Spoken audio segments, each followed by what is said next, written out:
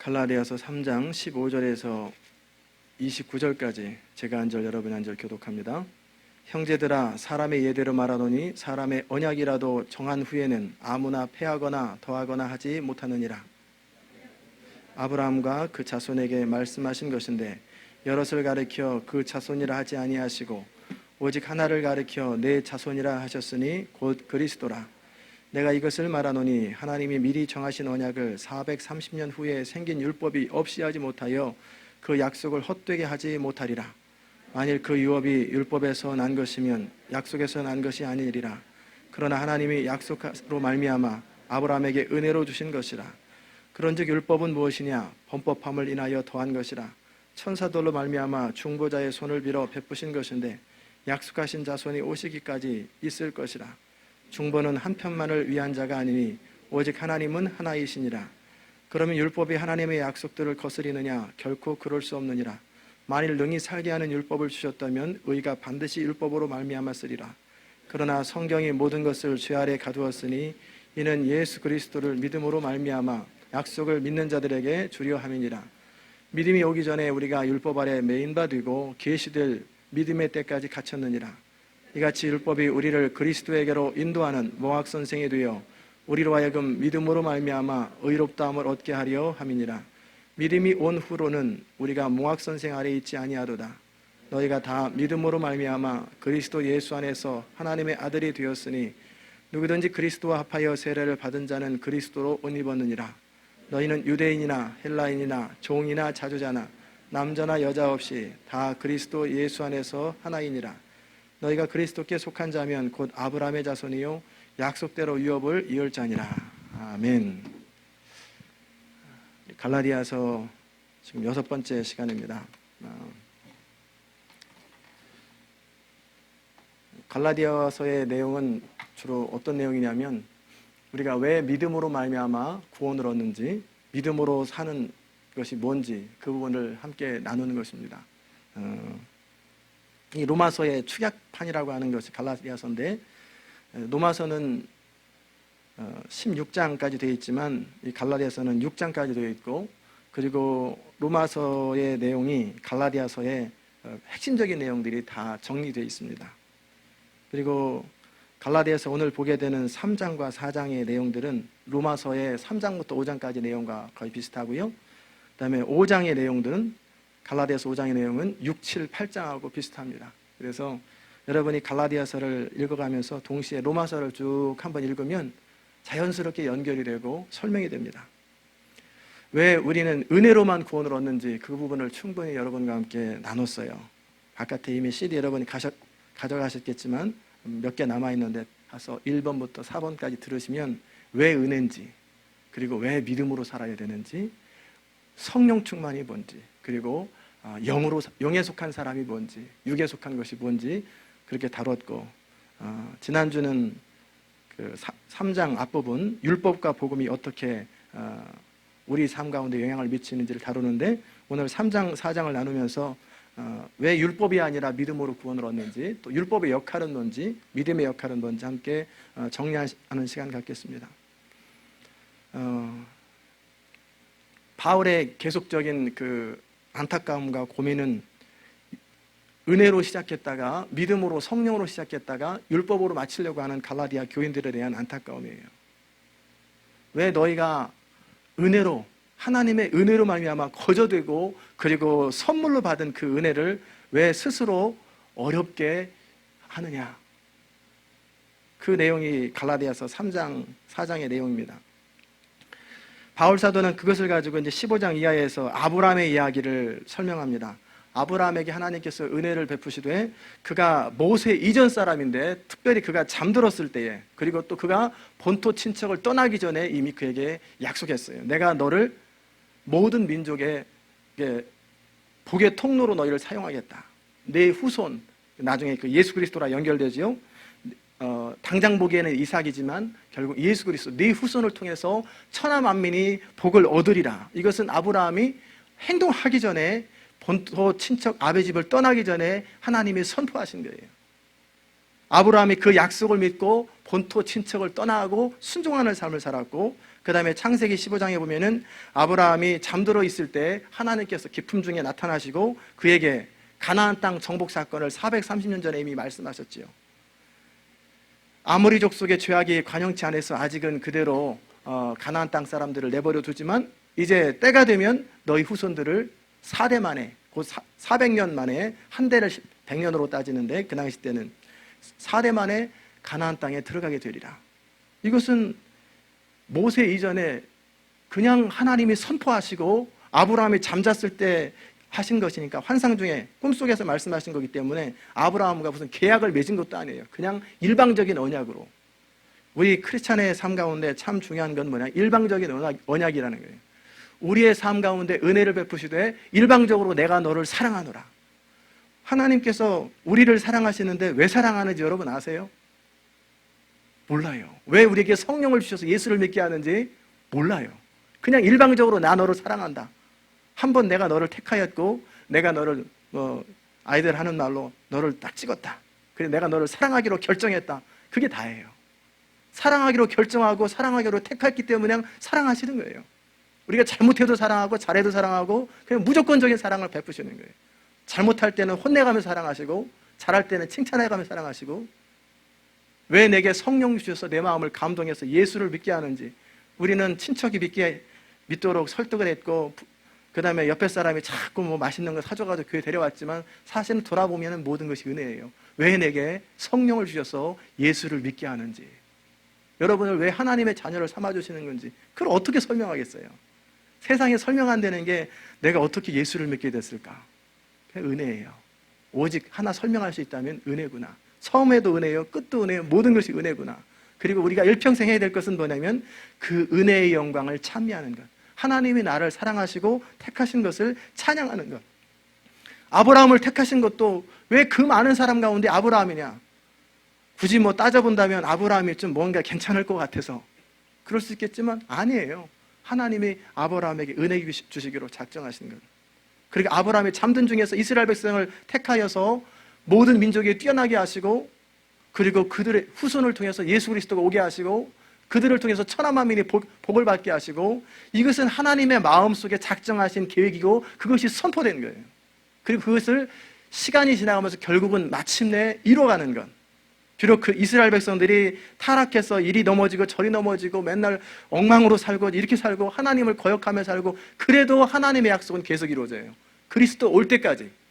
결국 아브라함을 통해서 그리스도가 오겠다는 건 이미 창세기 3장 15절에서 여자의 후손이 뱀의 머리를 밟을 거라고 하셨던 그 마리아, 여자의 후손이죠. 남자 요셉도 남편이 있지만 요셉과 상관없이 그냥 여자 뱃속에서 성령으로 잉태된 여자의 후손이 뱀의 머리, 이 죄와 사망의 권세를 사로잡고 있는 이 사단의 세력을 밟아버리고, 그리고 이제 죄의 세력을 끊어서 하나님의 구원, 하나님의 통치를 시작하시겠다고 하는, 그것을 하나님이 창세 때 말씀하시고 그것을 계속 이루어가시는 거예요. 여러분과 저의 삶 가운데도 마찬가지입니다. 이게 은혜예요. 여러분 한 사람을 탁 택해서 우리가 이리 말썽 피우고 저리 말 안 듣고 이렇게 고집 부려도 그러면 어려움 겪는 거죠. 이리 가서 부딪히고 저리 가서 부딪히고 이리 가서 부딪히고, 우리 스스로 선택한 대로 고생을 하지만 결국은 돌이켜서 하나님의 은혜 가운데 어느 순간 깨닫고 돌이켜서 여기까지 온 거예요. 그리고 우리가 더 깊이 하나님의 은혜를 알게 되고 더 하나님의 은혜를 찬양하게 되는 것. 돌아보면 다 은혜예요. 그게 바울이 지금 얘기하는 것입니다. 약속. 이 약속은 모세 율법을 지키기 이전에 하나님의 약속이 먼저 있었다. 하나님의 은혜가 먼저 있었다. 그런데 너희가 왜 그 하나님의 은혜를 거절하고 하나님의 약속을 저버리고 너희 힘과 노력으로 구원에 이르려고 애쓰느냐? 그걸 지금 얘기하는 거예요. 왜 너의 힘과 노력과 열심과 성경을 지키고 율법을 지켜가지고 너의 힘과 노력으로 구원에 이르려고 애쓰고 자기 의의를 드러내느냐? 그거 아니다라는 거예요. 그럼 율법의 기능은 뭡니까? 그러면 성경이 우리에게 주는 유익은 뭐냐면 죄를 깨닫는 거예요. 율법이 없이는 죄가 죄인지를 알지 못해요. 법이 없이는 이게 죄인지 아닌지 구별을 못하잖아요. 미국 와서 많이 처음에 헷갈리는 것이 법이 틀려요. 그것도 틀리더라고요. 한국에는 114인데 여기는 411이에요. 한국에는 119인데 여기는 911이고, 그것도 틀리고, 많은 게 틀려요. 많은 게 틀리기 때문에 이것을 알 때까지 참 불편함을 겪지요. 그러나 이 법이라는 게 있기 때문에 잘못했는지 잘했는지 구별되는 것처럼, 이 하나님의 말씀의 그 기능은 뭐냐면 죄로 죄되게 하는 거예요. 하나님의 말씀이 없다면 이게 죄인지 아닌지 구별을 못하는데, 하나님 말씀이 거울처럼 우리 앞에 딱 서 있으니까 아, 이게 죄구나, 이 기능을 하는 것이 그 율법의 기능이고, 두 번째는 어떤 기능이냐면 이 율법을 통해서 우리가 심히 죄인이 되는 거예요. 여러분과 제가 아무리 좀 더 경건하게 살고 좀 더 열심히 살고 한다 할지라도 여전히 우리는 죄 아래 있고, 여전히 우리는 그 하나님의 은혜와 하나님의 성령의 도우심이 없이는 무너질 수밖에 없는 존재예요. 야, 성경대로 한번 살아보려니까 안 되는구나. 그것을 깨닫고 내 힘으로 안 되는구나, 내 노력으로 안 되는구나, 내 열심으로 안 되는구나. 그래서 오직 은혜로 은혜되게 하는 것, 이게 율법의 기능이에요. 그래서 몽학선생이라고 하는 단어를 썼지요. 몽학선생은 선생님의 이름이 몽학이 아니고, 그 옛날 그 아이들을 데리고, 양말집 아이들을 데리고 서당으로 데려다주고 데려오고 하는 사람이 몽학선생이에요. 그리고 어렸을 적에는 아이들을 그 종 중에서 괜찮고 좀 지혜롭고 좀 탁월한, 좀 나이 좀 지긋이 든 사람한테 가르치도록 그랬어요. 이것저것 필요한 것들을 가르치고 깨우쳐 주도록. 그래서 그 아이가 어느 정도 장성할 때까지 후견인 노릇도 하고 도움을 주는 사람, 그리고 특별히 그 서당 선생님에게 안내하고 또 데려오고 그 일을 하는 사람을 몽학 선생이라고 그랬어요. 율법의 기능은 바로 그렇다는 거예요. 율법을 지켜보고 애쓰고 노력할수록 안 되는 것을 깨닫는 거예요. 아, 내 힘으로 안 되는구나, 내 열심으로 안 되는구나. 그리고 내가 결국 의지할 것은 하나님의 값없이 주시는 은혜밖에 없구나. 그리고 내 힘으로 내 열심이 아니라 오직 하나님의 은혜로 말미암아 우리가 사는구나 라고 하는 사실을 깨닫게 하는 것이 율법이라는 거예요. 여러분 가운데 아까 우리 찬양을 불렀잖아요. 404장과 410장을 불렀는데, 그 404장 3절에 보면은 그 크신 하나님의 사랑이 얼마나 큰지, 하늘을 두루마리 삼고 바다를 먹물 삼아도 그 크신 하나님의 사랑을 다 기록할 수 없겠네. 이 말씀이 진짜 그렇다. 정말 하나님의 은혜가 크다. 그렇게 다가오시는 분도 계시고, 세상에 무슨 은혜가 크길래 하늘을 두루마리 삼고 바닷물을 먹물로 찍어가지고 쓴다고 그만한 은혜가 우리한테 어딨냐, 나는 그렇게 은혜 받은 적이 없는 것 같다 라고 하는 분이 있을 수 있겠어요. 원하기는 저는 여러분이 전부 다 그 가사가 마음에 다가오시기를 바랍니다. 정말 은혜를 아는 사람은 생각하면 생각할수록 은혜인 거예요. 모든 것이 은혜구나. 그리고 또 어떻게 해야 은혜를 아냐면, 여러분이 정말 진지하게, 적당히 살지 말고 진지하게 한번 살아보세요. 성경대로 한번 진지하게 살아보세요. 그러면 야, 나는 왜 이렇게밖에 못 사냐, 왜 나는 이렇게 제대로 못 사냐, 자꾸 자기 한계를 경험할 거예요. 자기 무능함을 경험하고 연약함을 자꾸 경험하고, 내 힘으로 안 되는구나, 내 결심으로 안 되는구나. 그러면서 야, 하나님의 은혜가 없으면 나는 지옥 갔겠다, 하나님의 은혜가 없으면 나는 멸망당했겠다, 그 사실을 자꾸 발견해 나가는 거예요. 그러면 그럴수록 내 속에 죄가 더할수록, 죄를 많이 지을 수가 아니라 무능함과 죄악들을 깨달으면 깨달을수록 은혜가 더 높아지는 거예요. 그러면서 이제는 일평생 은혜만을 자랑하고 은혜만을 높이는 거예요.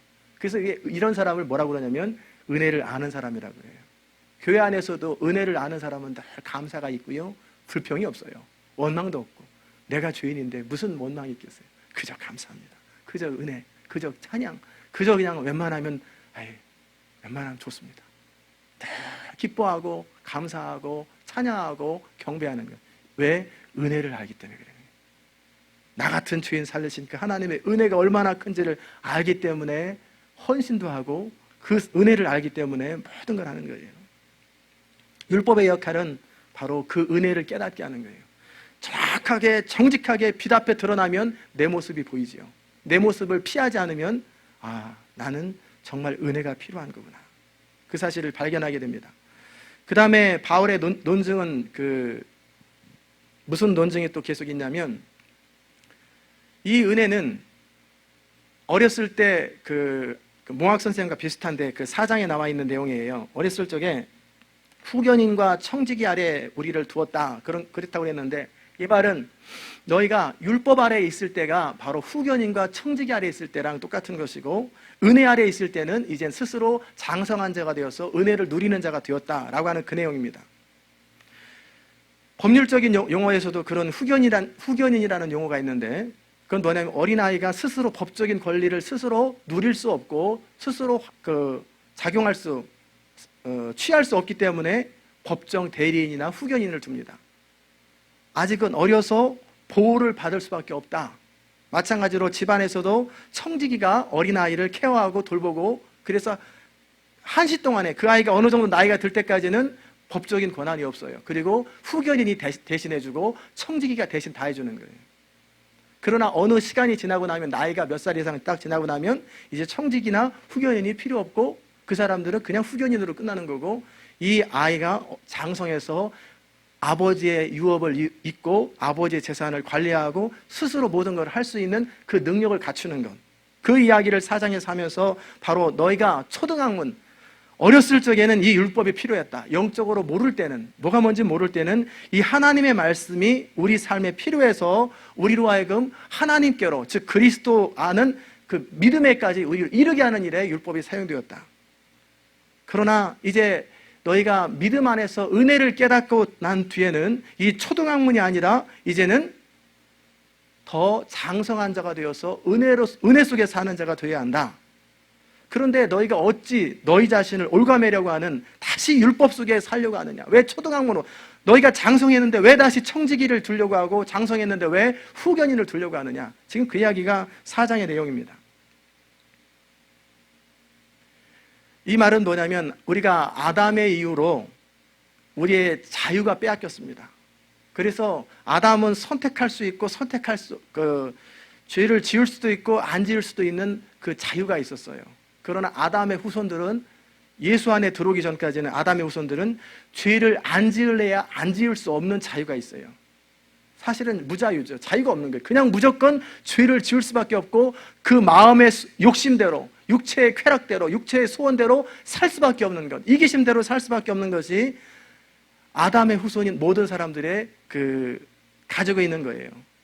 그러니까 내가 스스로 율법을 지키려고 해도 지켜지지도 아니하고 스스로 바로 살고 싶어도 바로 사라지지도 않았던 것.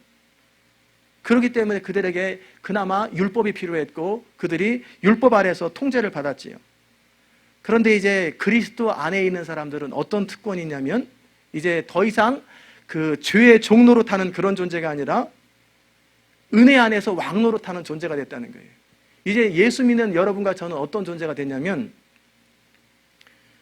우리 안에 육체의 소욕과 어떤 그 이기심이 이끄는 대로 살아가는 그런 존재가 아니라 그것을 거절하고 극복하고 이길 수 있는 존재가 됐다는 거예요.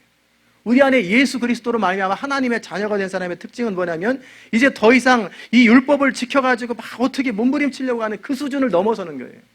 이걸 지켜가지고 구원에 이르려고 하는 그 수준을 넘어서서 이제 사랑 안에서 하나님을 지극히 사랑하고 하나님을 지극히 소중히 여기기 때문에 그 사랑이 우리 안에 감동해서 율법은 저절로 지켜지고, 그 사랑이 우리 안에 감동해서 우리 안에 능력이 생긴다는 거예요. 그 능력이 성령의 능력이죠. 더 이상 마귀의 종로로 탈 필요 없고 우리 한계 속에서 허덕거릴 필요 없이 성령이 우리 안에서 강권적으로 역사하심을 따라 우리의 인생이 새로워질 수 있다는 것, 그게 은혜 안에서 사는 사람들의 특징입니다. 좋은 일을 할 때는 우리 안에 좋은 소원들이 있지만, 그러나 나쁜 일을 할 때도 우리 안에 그런 소원들이 있어요. 그런데 이 은혜 안에 들어오고 나면 우리 마음에 이제 좋은 것과 안 좋은 것, 이것을 극복하고 선택하고 그것을 이길 수 있고 행할 수 있는 능력이 생긴다는 것, 그게 은혜 속에 들어간 사람들인데 왜 너희가 초등학문으로 돌아가려고 하느냐라고 책망하는 것이 바울의 책망인 것입니다. 바울의 논증 가운데 또 그 4장에 보면은 아브라함의 자손이 두 자손이 있다고, 이스마엘과 이삭이 있다라고 하는 이야기를 하면서 역시 동일한 이야기를 해줍니다. 우리 4장을 한번 보십시다.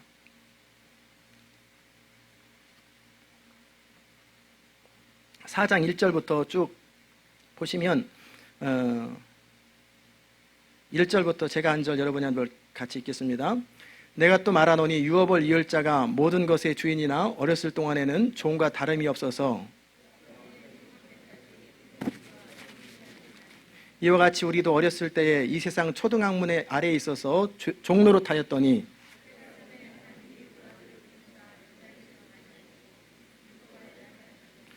율법 아래 있는 자들을 속량하시고 우리로 아들의 명분을 얻게 하려 하심이라.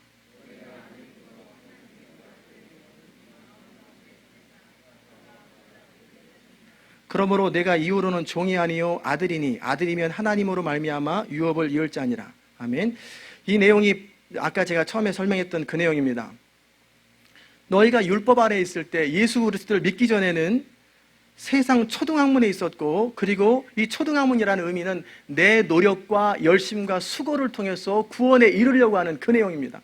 그러나 이제 예수 그리스도로 말미암아 너희를 속량하시고 아들의 명분을 얻게 하셨고, 너희 아들을 믿는, 예수 그리스도를 믿는 자들 가운데 마음에 아들의 영을 부어 넣어주셔서 아바 아버지라 부르느니라. 그러므로 너희가 더 이상 종이 아니요 아들이요 유업을 얻을 자라고 하는 그 말씀을 하고 있습니다. 8절부터 다시 또 계속 읽으십시다. 그러나 너희가 그때는 하나님을 알지 못하여 본질상 하나님이 아닌 자들에게 종노릇하였더니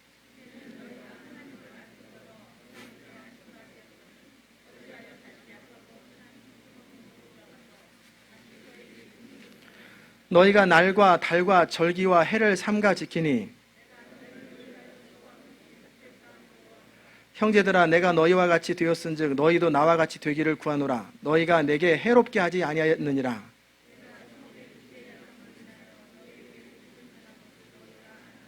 너희를 시험하는 것이 내 육체에 있으되 이것을 너희가 업신여기지도 아니하며 버리지도 아니하고 오직 나를 하나님의 천사와 같이 또 그리스도 예수와 같이 영접하였도다.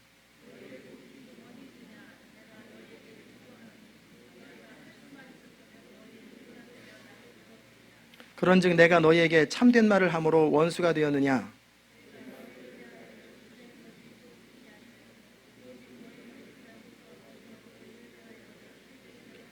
좋은 일에 대하여 열심으로 사모함을 받음은 내가 너희를 대하였을 때뿐 아니라 언제든지 좋으니라.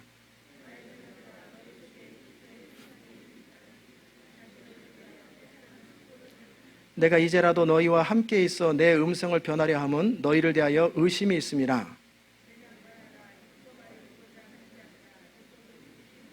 기록된 바 아브라함이 두 아들이 있으니 하나는 계집종에게서 하나는 자유하는 여자에게서 났다 하였으나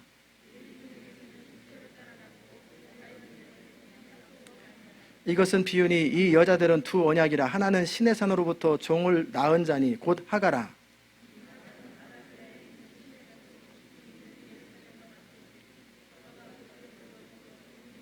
오직 위에 있는 예루살렘은 자유자니 곧 우리 어머니라.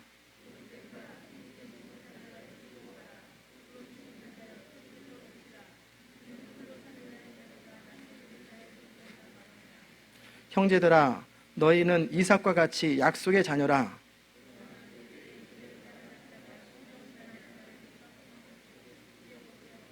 그러나 성경이 무엇을 말하느냐? 계집종과 그 아들을 내어 쫓으라. 계집종의 아들이 자유하는 여자의 아들로 더불어 유업을 얻지 못하리라 하였느니라.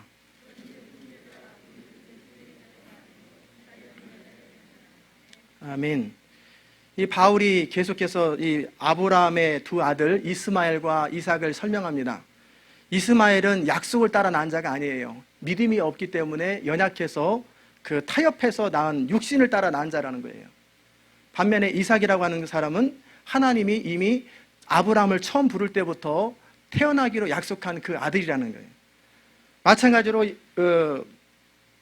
어떤 내용을 바울이 지금 하려고 하는 거냐면, 육을 따라 난, 그래서 율법을 지키고 육을 따라 난 것을 가지고는 하나님의 약속을 유업으로 얻을 수 없다. 오직 성령으로 난 자들, 약속을 따라 난 자들만이 하나님의 자녀가 될 수 있고 유업을 얻는다는 거예요. 그러므로 너희는 이제 약속을 따라 난 자들이 되었으니 하나님의 진정한 아들이다. 너희가 이전에는 어떤 사람이었냐면 그 진노의 자녀들이요, 그리고 하나님을 알지 못하던 사람들이었다. 그리고 죄의 종노릇하였는데 너희가 이제 하나님의 전적인 은혜로 말미암아 이제 예수를 믿고 구원 얻어서 약속의 자녀에 속했는데 왜 다시 과거로 돌아가서 왜 다시 날과 절기를 지키고 율법을 지킴으로 구원에 이르고 너희 스스로 애씀과 노력으로 구원에 이르려고 하느냐? 그거 아니다. 우리는 오직 하나님의 은혜로 말미암아 사는 사람들이다 라고 하는 것을 바울이 지금 3장하고 4장에서 계속 말씀하는 것입니다.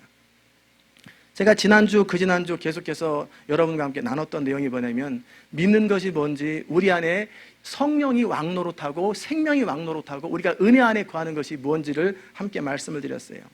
교회를 다녀도 몇 사람이 있는데, 그들 중에서 어떤 사람은 이 복음의 진리를 알지 못하고 나름대로 교회만 다니는 사람이 있지요.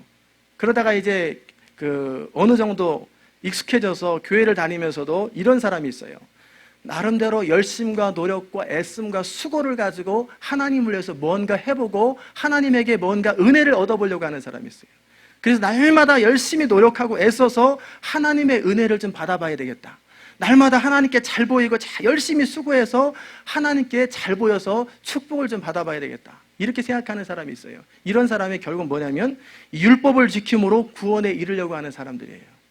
그러나 반면에 이제 어떤 사람이 있냐면 그런 사람이 아니고 은혜를 아는 사람이에요.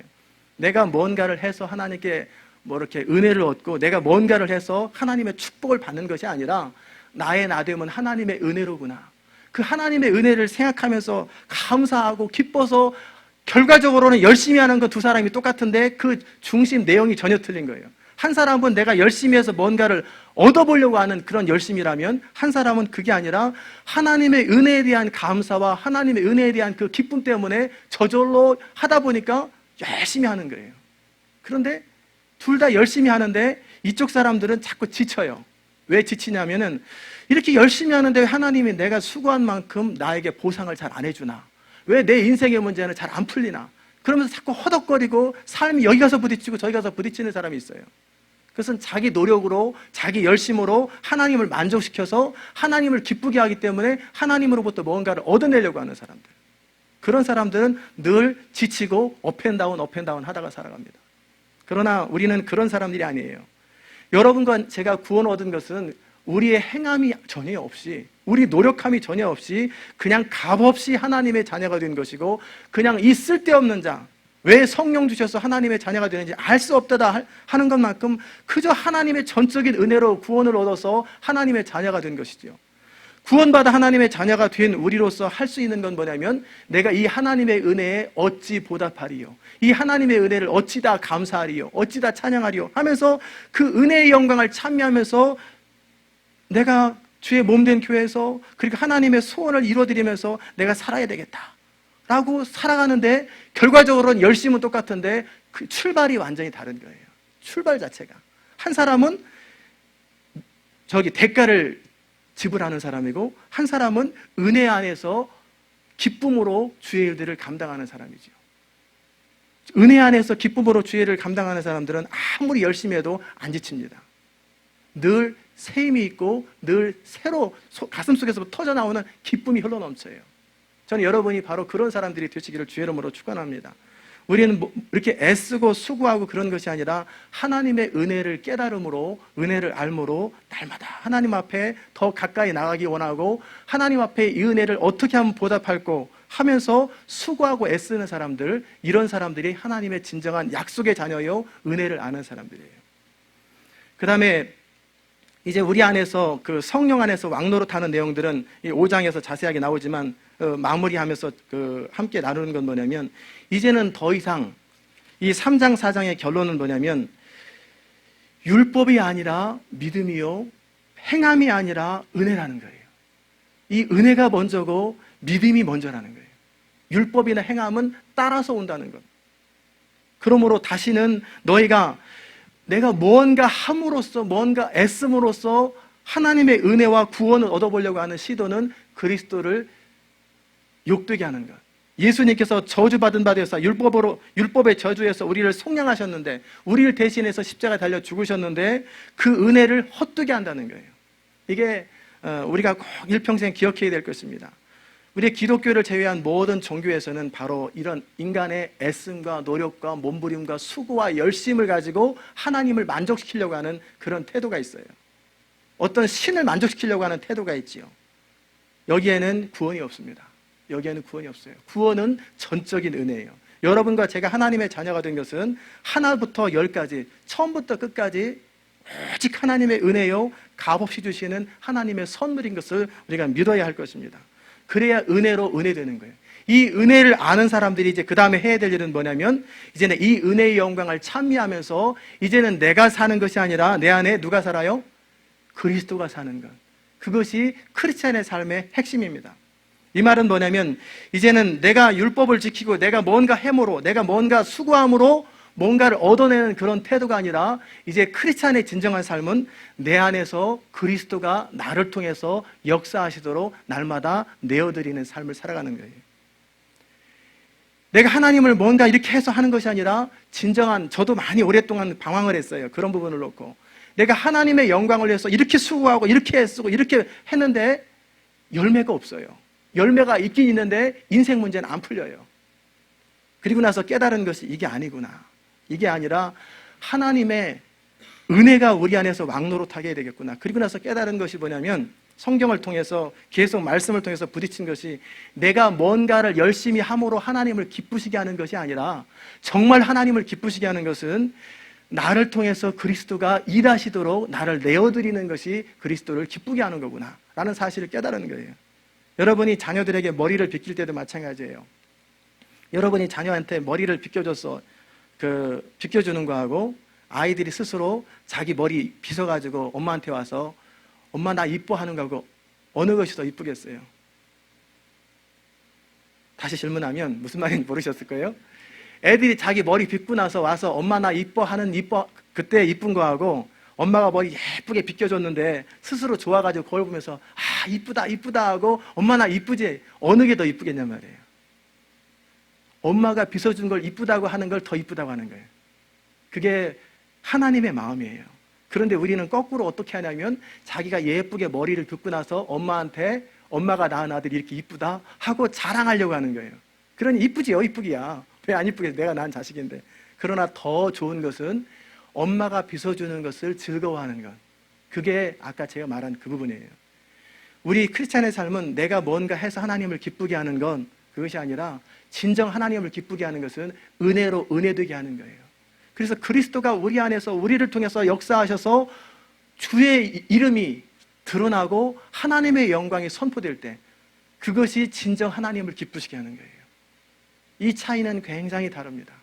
여러분과 제가 이제 이 부분을 7월 9일 날 교체된 삶, 익스체인지드 라이프라고 하는 퍼스트 베프티스트 처치의 수잔최라고 하는 선생님이 주일날 오후 3시부터 5시 반에 세미나를 한 12주간 할 거예요.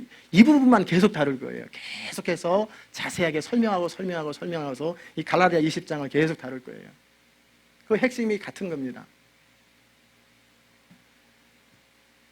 내가 뭔가 주님을 위해서 하는 것이 아니라, 이제는 포도나무 가지처럼 성령이 우리 안에서 역사해서 우리를 통해서 일하시는 게 뭔지, 그 부분을 다루는 거예요. 그럴 때 성령이 우리 안에서 자유롭게 역사하는 것입니다. 그 과정이 어떻게 되는 거냐면, 이제는 율법이 아니라 은혜, 율법이 아니라 믿음이라는 것이, 이제 하나님의 은혜를 의지하면서 내가 아니라 주님이 하십니다 하고, 주님의 은혜를 사모하면서 주님 매 순간마다 하나님을 인정하고, 내가 어떻게 하오리까, 무엇을 하오리까, 어떻게 하오리까. 그럴 때 하나님께서 우리 가운데 성령으로 말미암아 빌립보서 2장 13절에 나오는 소원을 주세요. 강렬한 소원을 주시고 비전을 주시고 말씀을 주세요. 그럼 그 말씀을 붙들고 내가 내 삶의 자리 가운데 그대로 순종하면서 살아가는 거예요. 순종하는 과정에서도 성령을 의지하는 거예요. 하나님, 이 부분을 내가 할 능력이 없습니다. 주님 역사하시고 주님 도와주시고 주님께서 친히 이 일을 이루시옵소서. 그럴 때마다 성령의 권능과 능력이 우리 삶 가운데 일어나는 거예요. 나타나는 거예요. 결과적으로는 내가 다 하지요. 결과적으로는 내가 행동하는 사람이고 내가 기도하는 사람이고 결과적으로 행하는 사람은 나지만, 행하는 중심 안에서 그리스도가 모든 것을 주장하신다는 거예요. 그 동기와 그 주도권이 누구한테 있느냐? 그리스도한테 있다는 거예요. 이게 바로 갈라디아서 2장 20절에 내가 사는 것은 내 안에서 나를 위해서 돌아가신 예수 그리스도를 믿는 믿음 안에서 사는 것이다. 그것이 은혜 안에서 왕노릇하는 것입니다. 여러분과 저의 삶 속에서 그런 일들이 앞으로 계속 경험되었으면 참 좋겠어요. 예배 처소를 구입하는 과정에서도, 셀그룹을 운영하는 과정 속에서도, 교회를 이끌어가면서도, 여러분의 비즈니스를 하면서도, 사업을 하면서도 매 순간 그 은혜를 경험하는 거예요. 하나님, 이 문제를 내가 어떻게 할 방법이 없습니다. 어떻게 해야 될지 주님 길을 열어주세요. 방법을 가르쳐주세요. 하나님, 내가 어찌하오리지 주님 말씀해 주세요. 그럴 때 그것을 놓고 계속 기도하는 가운데 하나님 우리 안에서 소원을 주시고, 우리의 길을 열어주시고, 우리 눈을 열어주시고, 우리의 환경들을 열어주세요. 그럴 때 그 일들을 해가면서 또다시 주의 능력을 추구하고 의지하고 바라보는 것. 그리고 또 시작하고 또 시작하고, 그러다 보면 결과적으로 어떤 일이 일어나냐면, 행동은 우리가 하지만 그 모든 과정 속에서 전적으로 하나님이 하셨습니다. 하나님이 이 모든 일을 이루셨습니다 라고 하는 고백이 가슴에서부터 나오는 거예요. 그럴 때 우리는 은혜가 우리 안에서 왕노릇한다 라고 말하는 것입니다.